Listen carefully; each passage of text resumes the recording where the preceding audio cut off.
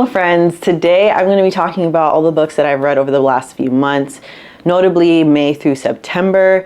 But I wanted to first start out by saying that I read a lot of books, so this video is going to be very long. You guys said in the poll that I put up in YouTube on the post section, the community post section right here, that you wanted a very long wrap up with all of the books versus setting them up in shorter videos. So without further ado, let's jump into this very long wrap up. So first, let's talk about the two books that I soft DNF'd towards the beginning of May.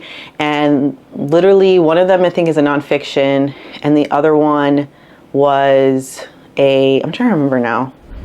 One of them was a nonfiction. Well, I've soft DNF'd a couple of books, but I'm like slowly picking them back up. First one was The Three Mothers by Anna Malika Tubbs.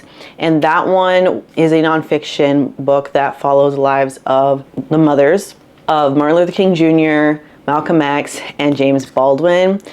I was really enjoying this story. I was listening to the audiobook I got from the library, but at the time, one, I was really trying to focus on the books that I currently own because, as you know, I have way too many books left unread on my shelves, and I really want to prioritize those books this year. So I put it down for the time being, but also it is a nonfiction that is in the same vein as A Warmth of Other Suns, where we have the lives of these women, but also there's different events that take place that obviously influence their lives on a historical level, and we get to learn about other people's stories as well. And this author does not pull any punches. She definitely goes through everything that these women and women like her of a similar age were going through during these different periods of time. And yeah, it was very, very intense. So I do want to revisit it in the future, but I'll definitely have to put it in a month where I wasn't doing a lot of heavy reading long books or what have you. So that was the first book. The second book, for some reason, is slipping my mind what the other DNF was. So I'm gonna quickly check Storygraph to see what that is. Oh yes, okay. See, I barely got into this book, and that's why I forgot that I even DNF'd it. I actually DNF'd this one recently, and that is The Unselected Journals of Emma M. Lyon by Beth Brower. I had Kindle Unlimited for a short free trial, and I put out a question box on Instagram, which if you're not following me, please follow me on Instagram. I engage very well, a lot, whatever. I engage a lot on there. So if you'd like to, get the updates in real time of what I'm reading, what I've recently reviewed, all of that, please follow me on Instagram at GabbyLikesToRead. So I started reading the Unselected Journals on my Kindle or my iPad through Kindle. And while I was a little bit intrigued in the story, obviously it's set during the Gilded Age, which is like my new obsession time period. And also it is following a young woman who's kind of down on her luck, trying to get reintegrated, or not reintegrated into society, but she has a cousin that has a lot of money and she doesn't really have a lot of money. So she's trying to engraft herself into society and improve her prospects. But anyways, that was interesting to me as far as in the premise.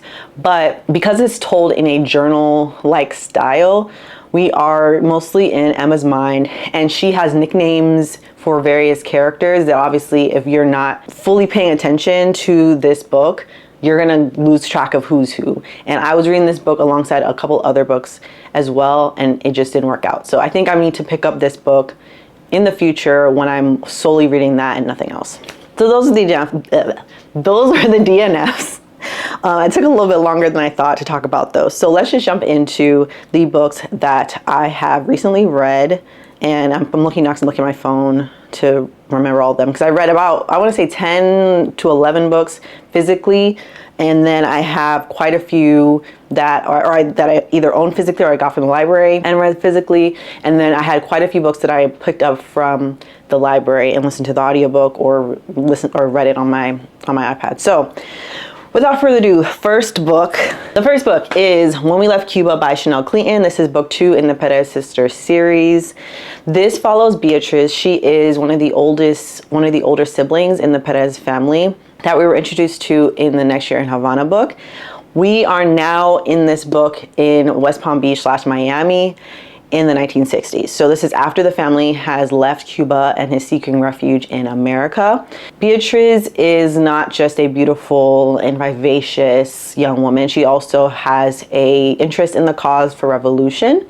And because of that, because of events that took place in the book Next Year in Havana, which is kind of lightly touched on here, we find out that she is actually willing to do whatever it takes to bring down Castro. And with that, in that same time period, she's willing to also join up with the CIA to bring Castro down. Now, that is a part of this story, but unfortunately, it is not a major part of the story. We're mostly focusing on her relationship with a young senator that is usually lives in DC, but he's in Florida for, I think, the winter holidays and some recesses and stuff like that in government.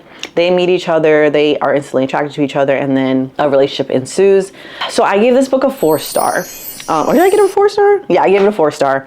And the reason why I gave it a 4-star is because while I did find Beatrice as a character very interesting, and the aspect of her working with the CIA very interesting, her relationship with a family friend as far as meeting on the same page when it came to their desire to work in the revolution and actually do something and make a difference and an influence on what's happening in their home country. That part of the book was very much sidelined by the romance, and it's a forbidden romance. I didn't like that she was with this guy personally, and it really bothered me. Also, just so you know, that there is, I believe, there's at least 2 open door scenes in this book. I have them noted in my review that I have on Instagram, and if you would like me to put those notes for any of these books, any content warnings or content warnings that I kind of aware of, or any, notes on spicier scenes, stuff like that, I can definitely put them in the description, but let me know in the comments below if you would like to see that. But yeah, that was like my main gripe with this, is that there is so much that could have been explored in the work that she was doing with the CIA, with her emotions when it came to what she lost in the midst of the revolution, not just in the material, but also familial loss that she experienced. And then also her relationship with her family that she had left, and the brokenness that was there, and the rifts that were there that needed to be mended. While I enjoyed a lot of the insight that we got into the Cold War and what was taking place between the US, the Soviet Union, and Cuba during this time, I felt like it was a missed opportunity when we focused so highly on her romance with this dude. And that's my 2 cents. Next, I read Lord of Chaos. This is book, I think 6. Yeah, this is book 6 in the Wheel of Time series by Robert Jordan. This was my favorite book out of the series. I'm not even gonna hold you. I gave this book a 4-star. This is the highest rated book that I've given any Wheel of Time book. Mainly because we are kind of in the trenches right now. I don't want to give you major spoilers, but the reason why this one was so good for me personally is I felt like every single character that we were following, there's multiple POVs in this book, everyone leveled up, not just in their abilities and their skill sets, but also with their maturity. Like, people were really being mature, and I think that was my main critique. Obviously, this book was following teenagers for the most part, even though we have, I think, one character that's around like 22, 23 at the beginning of the series. At this point, it's been at least a year and a half, 2 years, maybe even 3, and I really felt like these characters came into their own, I should say. They really came into who they are, with their strengths and their weaknesses, being aware of that. Even the romance that typically gets on my nerves every single book, I felt like the romance in this book was very intentional. Like, any type of relationship that was there or that was established, they did a great job, or I should say Robert Jordan did a great job of making it more believable for the most part. And it didn't take up a lot of time of like endless bickering. I felt like we had a good establishment of a lot of political intrigue. So I know if you've never heard of the Wheel of Time, you're probably like, what are you even talking about? I highly recommend that you watch my previous reviews or my previous wrap-ups, because I talk about each of the books, and I have a kind of quick synopsis every time. But because we don't have a lot of time in this video, I'm trying to be as brief as possible. But I am going to continue on with the series. When is that going to happen? Probably in 2026, to be honest with you. I have no rush, or I have no urgency in getting to the series within this year, only because, as I've said many a time, I have a lot of books that I currently own that I need to get to, and I've mainly been reading, I've been mainly reading these books via audiobooks. So I'd rather focus on these that I have that physically I need to get off my shelves. All right, speaking of a book that I physically read, we have Golden Child by Claire Adam, and this is a book that is set in rural Trinidad, and we are following a family, Indo-Caribbean family specifically. We have, I forgot the different parents' names, but we're following 3 different POVs. One is of the father of this family, Clyde. Yes, Clyde. We're following the father of this family, and in this family, we're following Paul, and we're following a teacher of Paul's. And so this story is about a family who went into favoritism. Favoritism is like the name of the game in this book. We have this family where they have Peter and Paul, they're twins. Peter is deemed the golden child. He's really brilliant, he's smart, he's able to pass all his exams, get a bunch of scholarships and whatnot, while Paul is deemed as slow. There was this rumor, I guess, or I think it did happen, but it didn't. The rumor itself was that, because he lost some oxygen when he was first born, or he spent some time without oxygen and getting to his brain, that he's a little bit slower. And while that could have happened, I don't think that, from what I've read in this book, and I don't want to spoil anything, it wasn't really true to like really affecting him to that degree, if that makes sense. But because they were kind of pedestaling Peter so much, Paul kind of got pushed to the side and deemed troublesome and mischievous, and he just was really misunderstood, I think. And I mentioned in my, I think, mid-year book tag that he was my, I think, favorite character, I think, that I've read so far this year. And yeah, Paul definitely goes through it. This book shows that sometimes there's people that you can trust and really believe in and stuff like that, but then there's some people that just really aren't looking out for your best intentions, or like looking out for your best interests, I should say. And we definitely found out who those people were very quickly in this book. It's actually not that long of a book at all. Yeah, it's like less than 300 pages, and I got through it fairly quickly. But yeah, I would say that I gave this book a 4.5 star. It was a mystery because Paul is missing and we're all like looking for him in this book, or the family's looking for him. But also it's like a literary fiction family drama with a slight thriller aspect to it, where we're getting flashbacks to when Clyde and his wife first meet, and his first interactions with her side of the family, and the push and pull that they have in really having a family of their own, in the sense of like their home and the sacredness of that, whereas like her family tends to kind of overshadow everything else that they have going on, and for their sake, so that they can feel comfortable and stuff like that. And so those dynamics were really interesting. But yeah, I would say this book was a great introduction to me to kind of Indo-Caribbean culture within Trinidad. And then also just seeing how what people say about you can really, and if you believe what people say about you, how that can really affect the way that you see yourself. And I appreciate that conversation in here. My main critique was that literally towards the end of this book, there was an instance of sexual abuse that took place and was on page. And personally, I felt like it was horrible. It wasn't long, but it was just like unnecessary completely. Obviously, I never want to see that in a book, but even more so, literally that plot or that scene had no consequence for what happened after, and it had no connection to anything that happened prior to this book. Or sorry, prior to the scenes that happened in this book. So that was really disappointing, and that's why I gave this book a 4.5 star. But without that scene, this would have been a perfect book to me, honestly. Right, next, we have What the River Knows by Isabel Ibanez. This is a historical fantasy book, and we're following Inez. She is a Bolivian-Argentinian socialite, essentially. She comes from a lot of money. Both her parents are very wealthy, and they actually help to fund a archaeological project that her maternal uncle is participating in Egypt. So 6 months out of the year, every year, pretty much since her early adolescence, Inez's early childhood, her parents have been gone in Egypt for 6 months, and then they come back for 6 months and then go back and forth. She mentions that even when she was younger, she felt like her parents didn't really enjoy spending as much time with her as much as they were itching to get back to Egypt. And this could be a perception versus reality situation.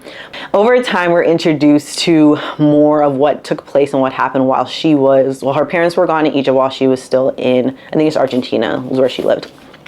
But the main kickoff of the plot with this book is that Inez's parents are missing and they are declared dead. And so now she's trying to get to Egypt despite everyone saying not to do it. She's trying to get to Egypt so she can figure out what happened to her parents, what was the true story of what took place. And she meets a couple different characters along the way, including a British former soldier who is working for her uncle as kind of like his right-hand man that takes care of like his dirty work or whatnot. And they kind of have this, not even enemies to lovers, but they're like annoyed people. They're annoyed by each other a lot, but obviously some type of like love interest is going to ensue and happen from there. But yeah, overall, I think I give this book, I gave this book a 4-star. And I did enjoy it. I don't think it was the best thing ever. It definitely had some, I'm trying to think of what I didn't like about it. I feel like I just enjoyed it. I didn't like absolutely love it. Some things in this book were a little bit forgetful to me, some aspects of it. While I did enjoy some of the plot twists, there were some gripping scenes that took place towards the end that I appreciated. But this is a YA book. There wasn't anything too untoward that happened that I can remember. If I do remember anything, I'll probably like either like splash it on the screen here or put it in the description below. But for the most part, I feel like it was a decent young adult book. And I will be reading book 2 in the duology to kind of finish up the story to see where we will find these people next. All right, next up we have The Last Train to Key West. This is book 3 in the Perez family series. There we go. We're following 3 different women in this book, whereas like I know the last 2 books we followed 2 people in book 1, 1 person in book 2. We're following 3 different women in this book. One of them is, I think her name, I don't remember the names to be honest with you. Okay, one of them is Helen, and she is a Key West native. She's actually about to have a baby soon, but she is trying to do everything she can, earn as much money as she can so that she can not only just take care of her child, but she's contemplating leaving her abusive husband. Then we have Mirta Perez, who is a relative of the Perez sisters. I believe this is set in 1939 or 1935. And so this is right after or in the midst of the Great Depression. So Mirta meets a young man who is involved with some mafia situation back in, I believe, in New York. And he immediately sees her, falls in love with her, and he convinces her dad to, ask for her hand in marriage. And so they get married, and now they're kind of in this like arranged marriage of convenience situation. They're kind of just trying to get to know each other after they have said I do. Then we have Elizabeth Preston, who used to be a like socialite in New York, but due to the Wall Street crash, her family was completely destitute. They had not just, again, material losses, but people were lost in their family because of it. And she's on the search for someone to be able to help her, to not just to get her, I don't think it's more so funds, but just more so to get her family back together in Key West. So this book, I think I give it a 3. Yeah, I give it a 3. It was okay. Like, I liked it enough to keep reading. There were some like suspenseful parts in there, which I was not expecting. That was intriguing. I did think that having these 3 different women have 3 different romance love stories took me a little bit, not out of the story, but I wasn't as intrigued or interested in just like hearing about all these romances. Like, it was just too many romances. Already these books lean into romance and not as much into historical fiction. So the fact that there were 3 different romances to follow was just a little bit too much for me. And also because we had it split across, it's not a long book. Yeah, this is like less than 250 pages. It's just under 300 pages. So it's not a long book. We didn't have that much time.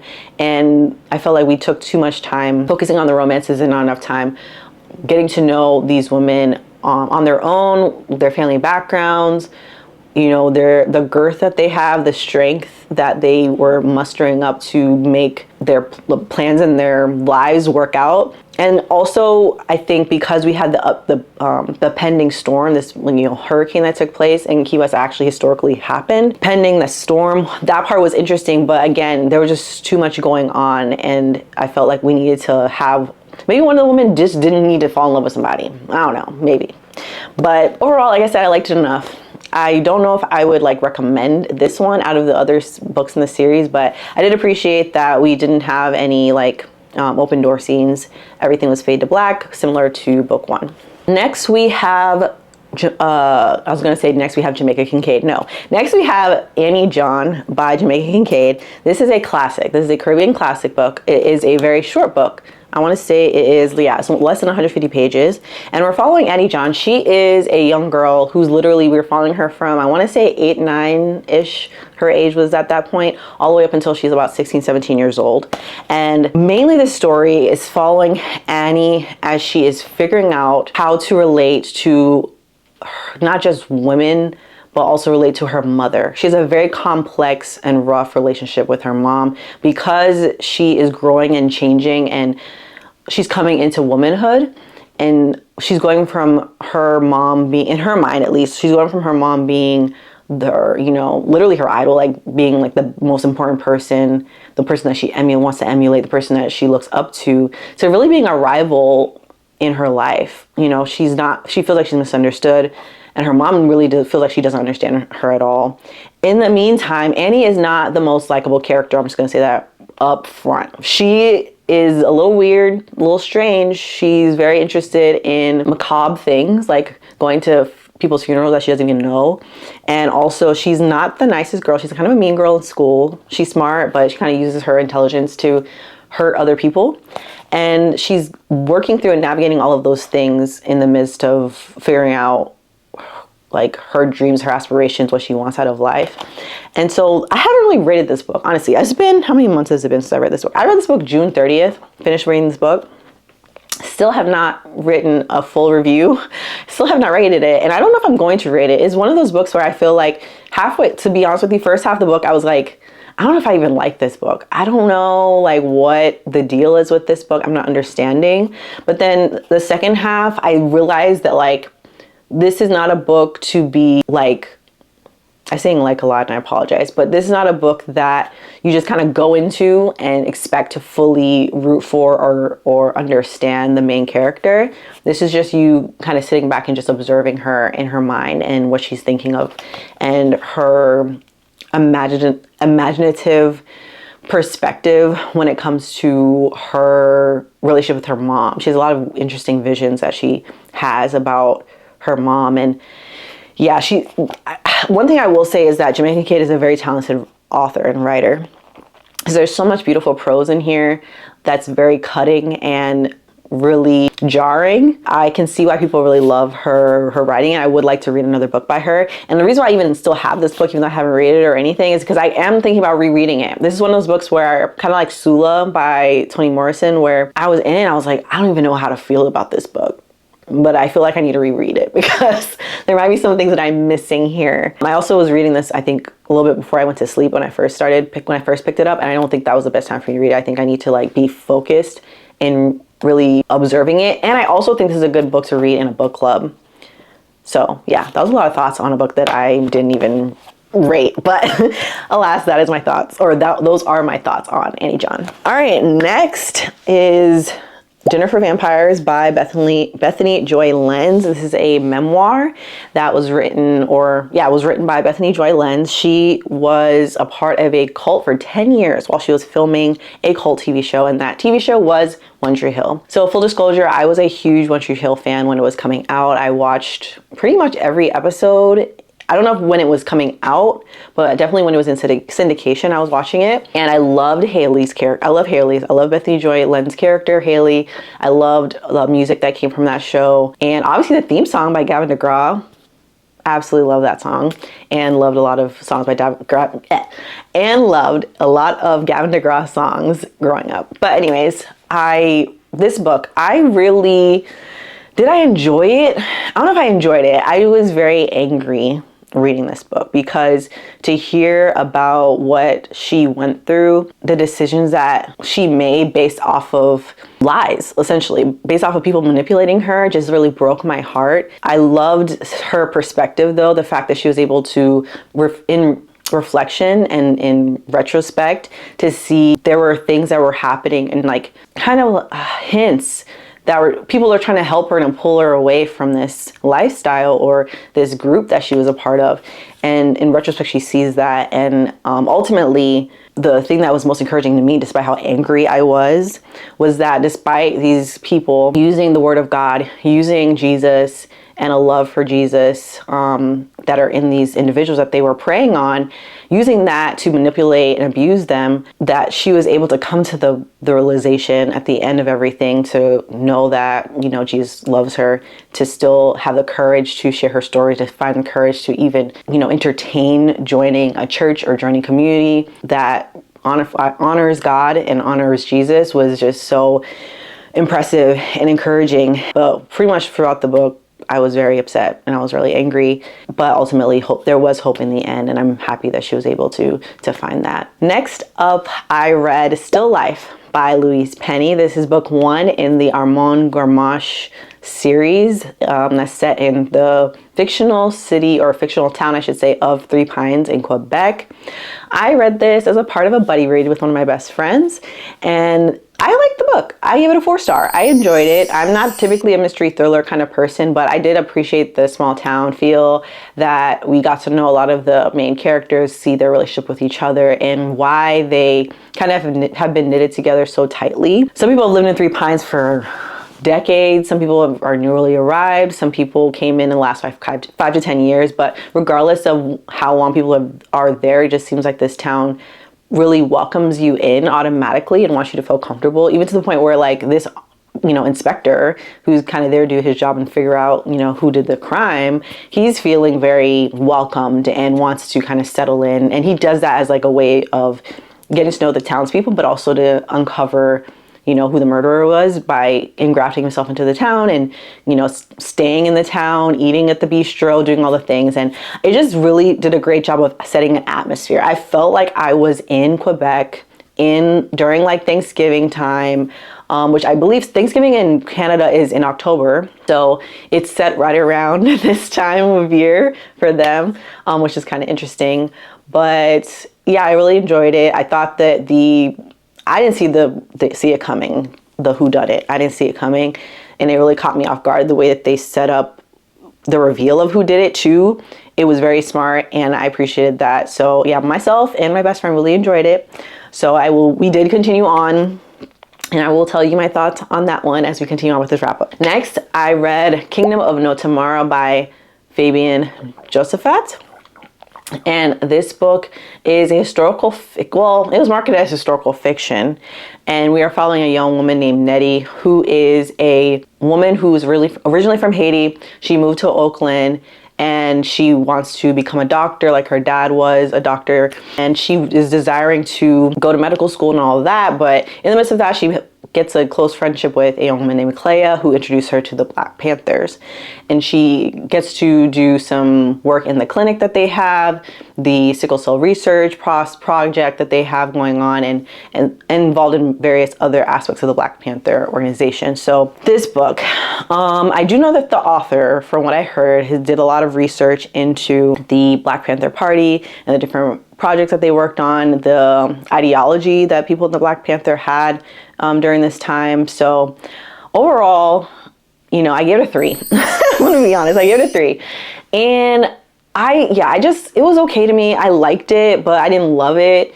I wouldn't widely recommend it, to be honest, because for multiple reasons. I guess the main reasons would be, I appreciated the historical fiction aspect of it. Obviously, the time period, everything at the onset of what I just said was the draw to this book. However, the execution of it just did not land as well for me, because it evolved into kind of a, romantic drama of some kind. Specifically because Nettie falls in love with somebody who really mistreats her and kind of pushes her to the side. He manipulates her a lot, and it just becomes this mess. And literally her whole life is, derailed because of this love affair that she has with this guy. And it took up a lot. Again, romance taking up so much space in historical fiction is literally driving me up a wall these days. And it's just, that literally is what happened. It took up so much space and so much time. I liked that we got to get to know her, Nettie's family, her relationship with her dad before he passed away, which is kind of not a spoiler. They let us know earlier on in the book. And then also with her aunt and how they relate with each other, her neighbor and that type of stuff, and even her relationship with her friend Clea. Like those kind of aspects and the way that she was seemingly sometimes opening herself up more to this love interest versus her best friend was very interesting to me. But the romance focus, the descending into chaos towards the end when it became like a thriller setup, and yeah, all of that kind of I felt like we lost a lot of traction with learning about not just Nettie, but Nettie's place within the organization, the Black Panther Party. And I feel like we lost that a little bit. I wish we would have delved more into that, because that would have made the story feel like a little bit more rich and engaging to me. Hello friends. So you're probably noticing that I'm in a different shirt and I have a different hairdo. I realized that when I was editing my review, I never reviewed The Book Thief by Marcus Zusak, so shame on me. Let's go ahead and rectify that. This book is set in World War II Germany, and we are following mainly the point of view, well, a couple of people's point of view, but mainly we're following Liesel, who is a young girl that when we first meet her, she's on her way to meet her foster parents, and along the way she unfortunately loses her brother, and little by little she becomes a book thief, as the title shows. And specifically, I liked that this book is set in Germany during World War II because I appreciate the mindset or the insight that we get on civilians in the midst of a war in various different countries. So that was really interesting, and I appreciate that, as well as I don't want to spoil mainly. I mean, this book is literally over 25 years old. I think this is a 25th anniversary book or 20th anniversary edition. But there is a lot to be said about the power of words in this book, the power of, who we look up to, who we don't, what we align with, and what we choose not to, and whether we're just going to take on rhetoric and just believe what people say about a certain demographic of people versus what we actually experience in our day-to-day lives. And that was touched on in this book, highlighted in a very beautiful way. Also, this book is very interesting because we have Death as the narrator, and it was particularly cool, I guess you would say, because of the fact that it's not only in the fact that obviously death is something that we all interact with in one way or the other throughout our lives, but also in the midst of a war. As the narrator said, I was everywhere. You could tell that over time, writing, reading, words itself and actions, how that can really affect the way that we perceive ourselves and others, as well as it really shaped how Lisa was able to view life, view her community. I'm happy that she was able to find a community that she could care about and care for her as well. The relationship she has with her foster parents was very cute and beautiful, very, flawed because they're all, imperfect people, obviously, but very beautiful nonetheless. And then also I appreciated how much, from Death's point of view in the book, we're able to see just how destructive human beings can be when it comes to our words and actions, and how powerful, both for good and for bad, our words and our actions can be. And it definitely made me self-reflect. Obviously, I feel like that's why this is kind of like a modern classic, because it makes you review and think about the way that we treat each other.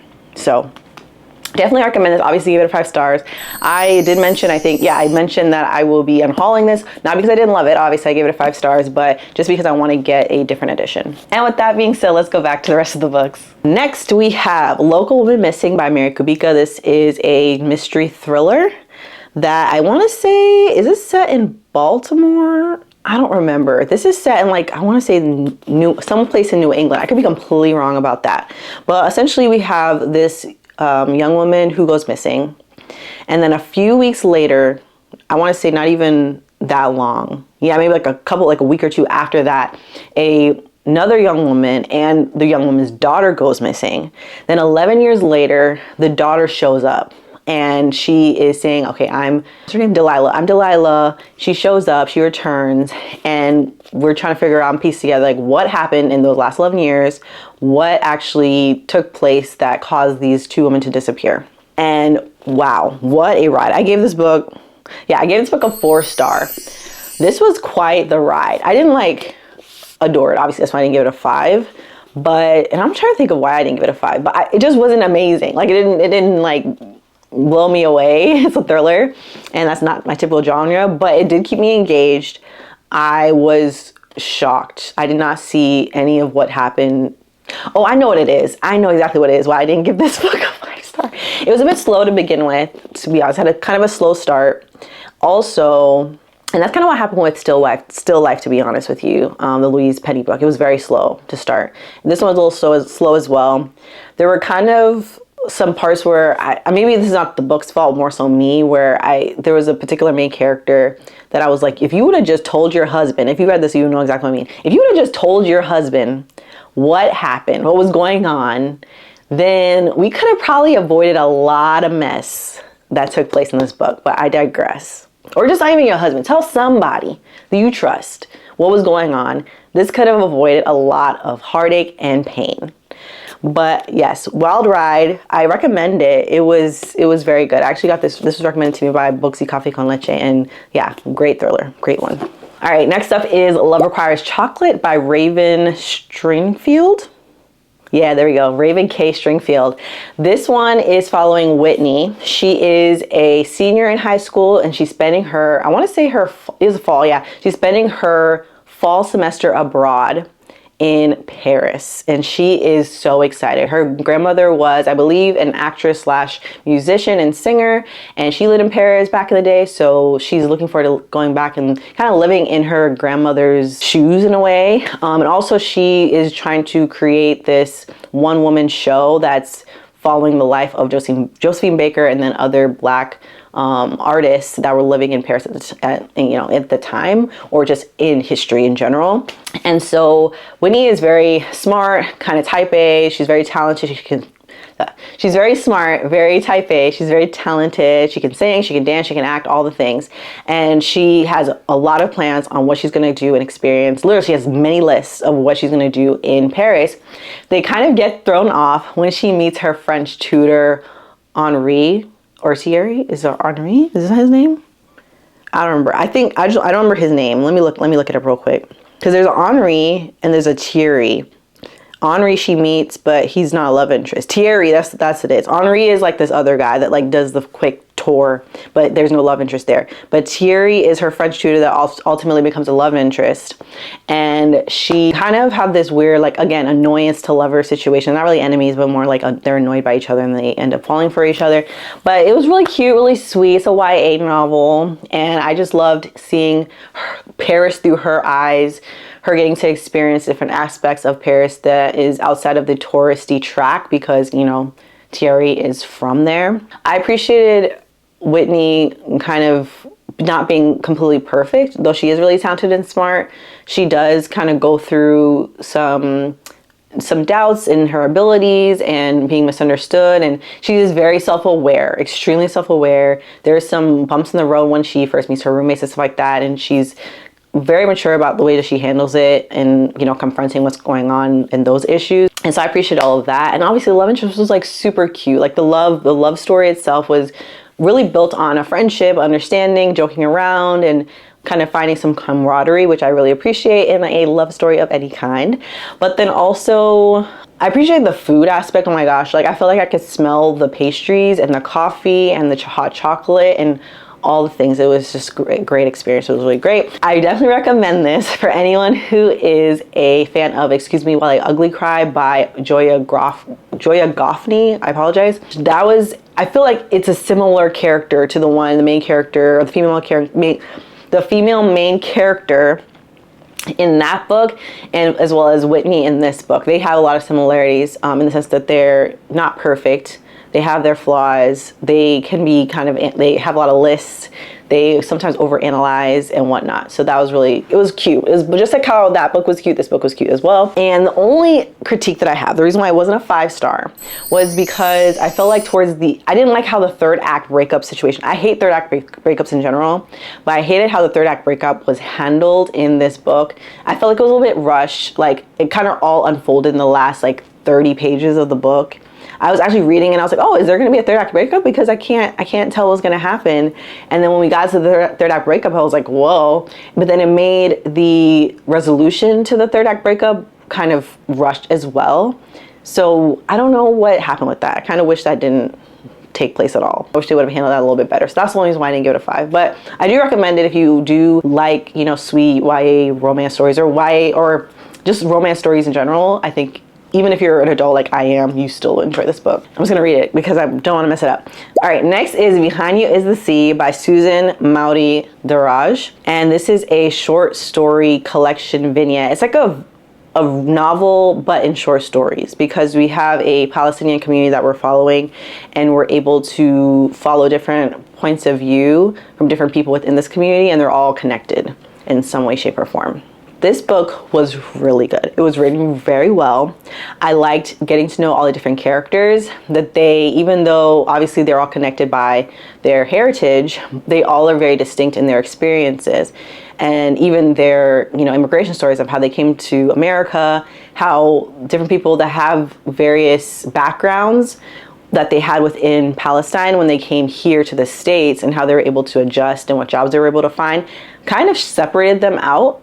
And caused some like classism and issues that took place, which was very interesting to read about, and just be able to learn more about, you know, getting a slight like preview or insight into the Palestinian culture was very interesting, and I really do appreciate getting that insight. I really have little to no notes because we talk about grief and different ways that people deal with not just grief in the way of losing someone that you love, but also losing them not just from them passing away, but also from issues that you have with the family, like internally, where you're having disagreements and whatnot.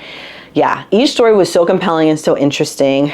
I literally would have given this book a 5 stars, a 5-star rating, I should say, if it had not been for one chapter. And let me see if I could find which chapter that was. I put it in my note that I was like so upset. And I was buddy reading this because this is a pick for the Children of the Diaspora book club that I'm in with Ray the Reviewer. If you'd like to join, you know, through Bindery for free, go ahead and do so because it's a pretty cool book club. But yeah, there was one, let me see if I can find the note. Oh man, I didn't put it here, I put it in the Discord. But essentially there was a chapter, and I'll find the chapter and I'll put it here. But yeah, there's a chapter where there was just an open door scene. Again, what was the need? What was the reason? What was the reason? Not needed at all. I would say it could have had some consequence it does have a little bit of consequence to what takes place in the rest of the story. However, it didn't really make as much of a splash in the plot as you would think it would for it being in there. I feel like that was a choice that was made, and it was a bad choice, personally, in my opinion. But other than that, I did really enjoy it, and I'm happy that I was able to read it. Next is The Great Misfortune of Stella Sedgwick by S. Isabel. This was one of my anticipated releases for 2025, and yeah, it was a very good book. I definitely enjoyed it. I believe I gave it a 4 stars. So we're following Stella. She is obviously a beautiful dark-skinned woman, dark-skinned heroine alert, and she is in London. She lives in like more of like a smaller town in England with her cousin Olivia. She gets a note from a wealthy man that her and her mother used to live with, because her mother used to take care of the kids and also like take care of the house. And she kind of grew up with the kids, you know, the grandkids of this wealthy man, and he's passing away. The wealthy man is passing away. And so she's pretty much asked to come to the house. She goes to the house, she meets up with her, you know, former childhood friends that were still kind of in a different social status than her. So it's an interesting relationship. But in any case, then she sees this guy for the first time again, and that's Nate, who was her close childhood best friend. And she hasn't seen him or heard from him for like over 5 years. Ultimately, they have a proposal for her that she can inherit Kendall Manor, which is the house that she grew up in with all these people, which is like one of their London estate. They have a main estate, but then they also have the London house. So it's their London house, and they offer to give it to her if she gets married. Now Stella is very opposed to marriage. She thinks the marriage market is really stupid, and all the like pomp and circumstance regarding it is dumb. She wants to be a writer and write her stories and make money through that versus, you know, getting bossed around by a man in her perspective. So a lot of those thoughts and ideas are challenged in this book. She goes on a lot of adventures, and it's very interesting. She's very witty. The banter between her and her cousin and her and Nate and a couple other people. Overall, it was a very enjoyable book for the most part. I think the main thing that threw me off with this story, I did a full review on this also on my Instagram if you would like to read it, but the only thing that really threw me off was that one, towards the end, like towards like the 30% mark for this book, I feel like there's so many events that happened and it seemed a bit rushed. Like I like the pacing for 70% of the book. I felt like we were at different places and it made sense. You know, we were slowly getting to know the characters and all of that. And I thought that was fine. I don't need it to like be pure action and a historical romance. Like, I'm good. But it was kind of rushed towards the end where there was a lot of moving parts that took place. And also there was 3 different romances that took place in this book. The first and the second one, the main romance between Stella and, you know, someone else. I want to point it out. Don't want it to be a spoiler. And then Olivia's love interest, those romances were handled, I feel like, fine, because we got hints of it from the beginning all the way to the end, and they had good resolution. However, there was a third romance that was kind of thrown in there. Honestly, I feel like personally was not necessary, was not needed, and it was unnecessary and very rushed. So I didn't really appreciate that. But other than that, I thought it was a very well-written book, and it was very, like I said, very witty. So overall, I did enjoy my experience, I should say. Next, I read Never Caught, the Washington's Relentless Pursuit of Their Runaway Slave Ona Judge by Dr. Erica Armstrong Dunbar. And she wrote this book. This is a nonfiction book, and we're following literally Ona Judge's journey, not just like when she was born, but also a little bit before, getting insight on her parents, her family, and the dynamic of her being literally a house slave to Martha Washington. And she was literally, you know, waiting on her hand and foot for many, many years. And so I really enjoyed this book. I'm not even gonna hold you. I gave it a 5-star.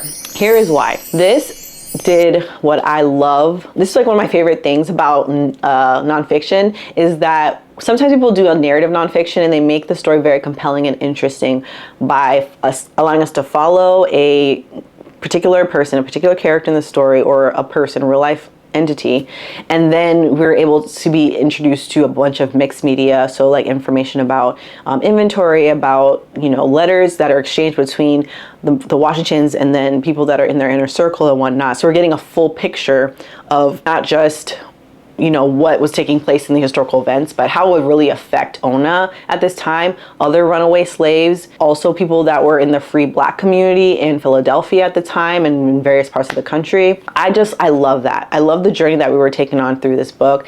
This actually, when I was reading it, it was reminding me of All You're Promised by Ashton Lattimore, which was one of my favorite books of the year in 2024.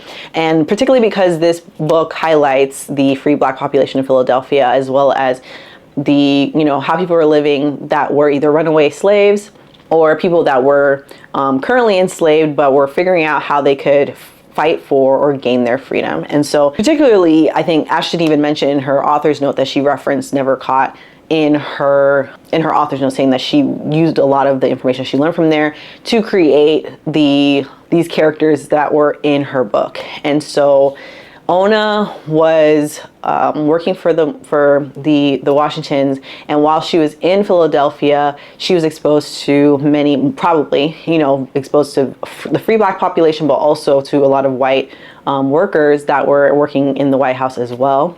And I appreciated kind of getting some of that perspective of what was going on possibly in her mind, and her desire and her ultimate decision to run away.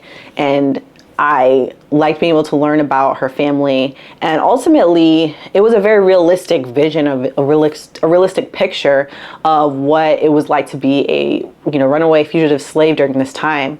And I think it was particularly interesting because it's like you're literally the runaway or fugitive slave of the most powerful man in the country at the time, and what that meant and the risks that she had to take in order to maintain her freedom. So it wasn't the most, I would say towards the end, like I say it was realistic because it didn't all end up in like rainbows and butterflies. Like, she definitely experienced a lot of hardship, really painful hardship towards the end. That's unfortunate, but it was a good insight to like what it was like to be a runaway slave or a fugitive slave at the time. So really enjoyed that book. All right, next up is The Time in Between by Maria Duenas. This is another 5-star read, guys.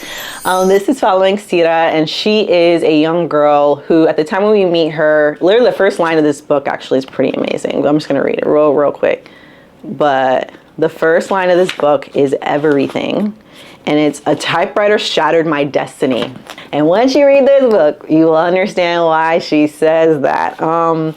We're following Sira. She's a young girl. Her mom works in a dress shop in Madrid, and she also works in the dress shop as like kind of just sweeping up stuff and picking up buttons and stuff like that, and delivering pieces out to different wealthy people within the community. But then ultimately she learns how to sew as well and becomes pretty, proficient in it.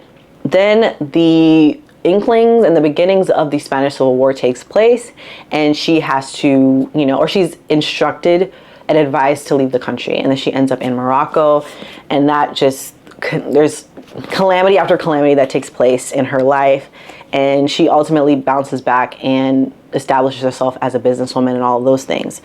But without getting too far into the synopsis, I did want to say that this book is written so well. It's obviously, that's why I gave it a 5 stars, or 5-star rating. We get to see Sira really boss up and grow. She first starts off being very unremarkable, honestly, very unremarkable, and she kind of sees herself that way. Doesn't really make many moves or decisions, or she's, makes many decisions that affect her. Well, she makes one major decision in her life that really is a domino effect for the rest of the events that take place in her life. But other than that, she becomes like a passive character in some way, shape, or form. But over time, she grows a lot as a woman, and she's able to take these really big risks, and gets a big reward in some ways, but also she loses a lot in the same regard. So I know I'm kind of all over the place, but I really loved this book. I love the fact that we were able to learn more about the Spanish Civil War that I knew nothing about prior to reading this book. And it was interesting because literally it's in the time between, or the time in between the First World War and the Second World War, and knowing Spain's place in the midst of the political movements and influences during that time was very, very interesting. So yes, it's a chunker. It's the longest book on my TBR at over like 600 pages. But when I tell you not a single line and not a single sentence in this book is a waste, I promise you. Like, this is worth every single word that's in it, okay? Read this book. I know you probably never heard of this, but definitely pick it up. It's really good. All right, A Fatal Grace is book 2 in the Inspector Armand Gamache 3 Pines mystery series. I read this again with my best friend, and I gave this book a 4-star. I don't know what she gave it. I don't even know if I asked her rating of this book, but I gave this a 4-star because it was still really interesting. Who ended up doing the crime really shocked me.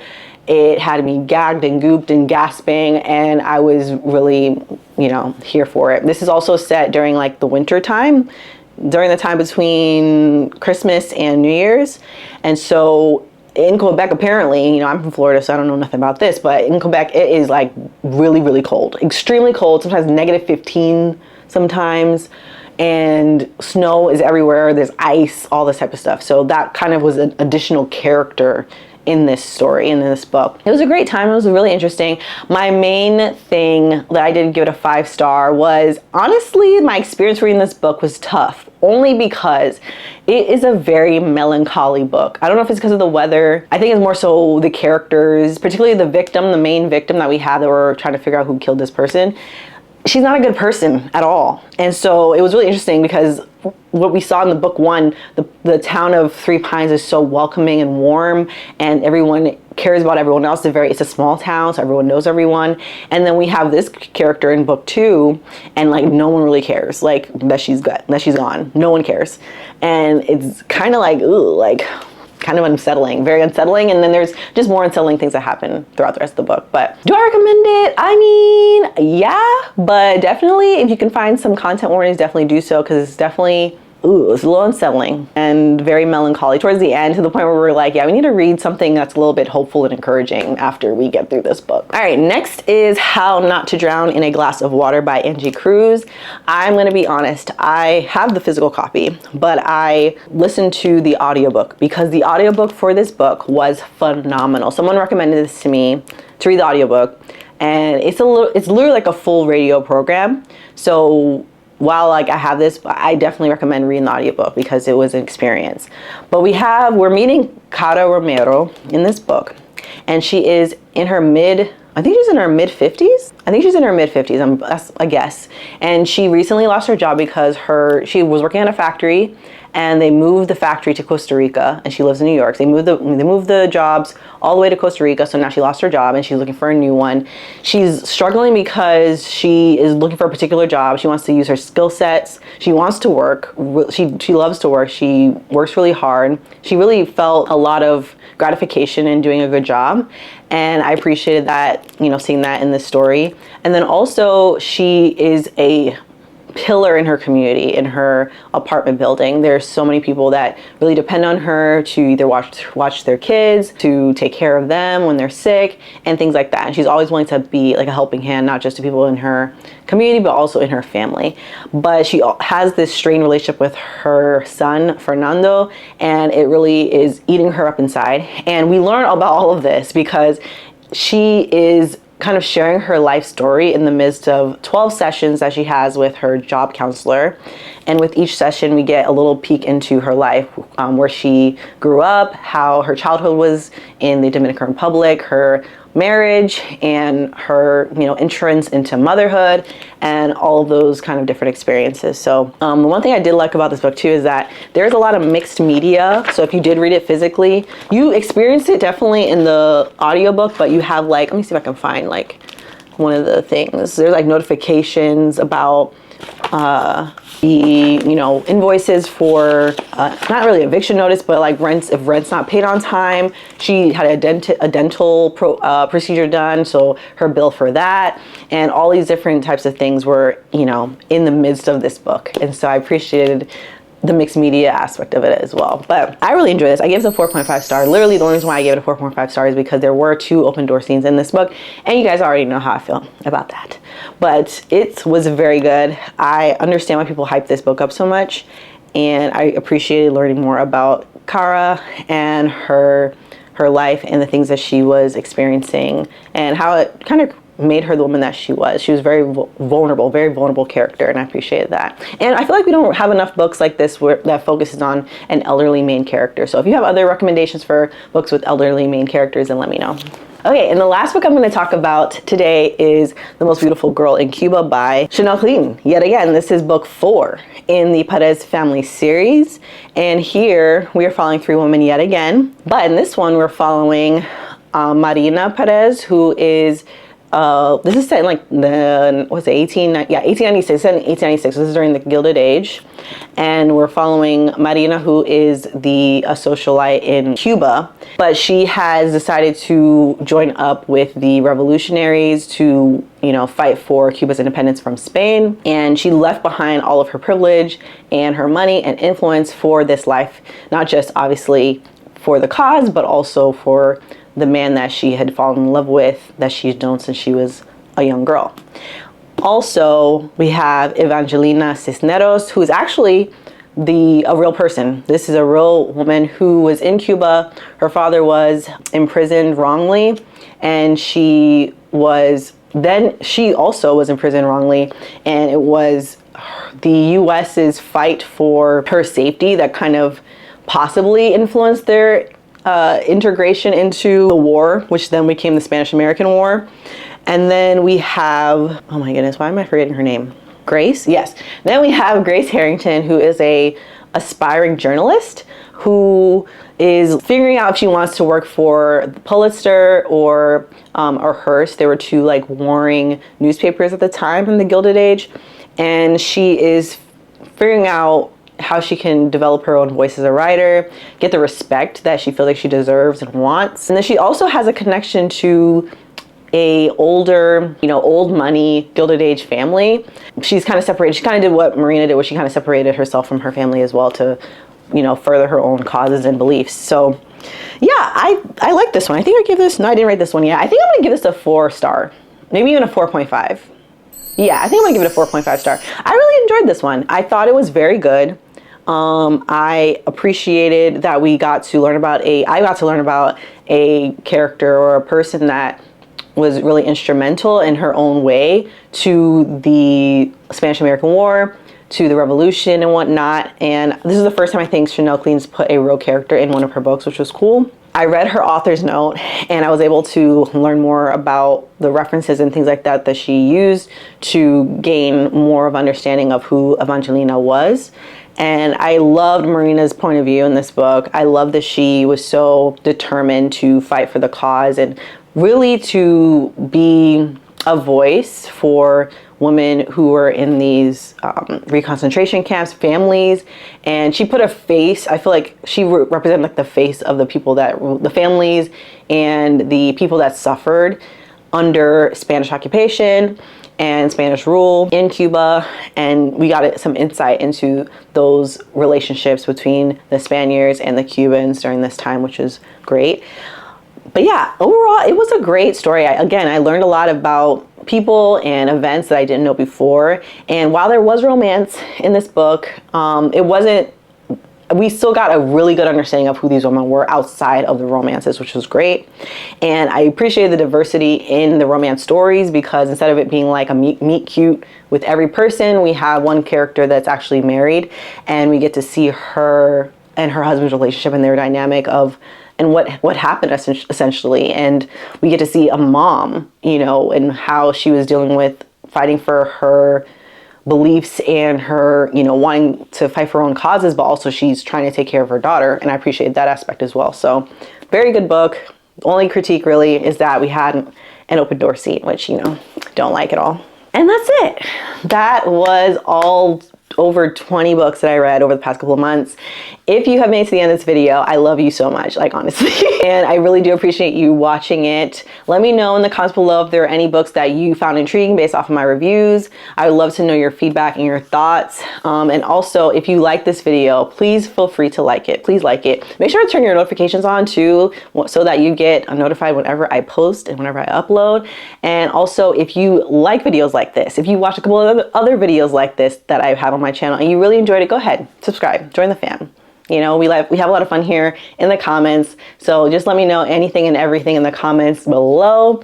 And thank you so much for watching this video again. And I hope you have a wonderful rest of the day. Take care.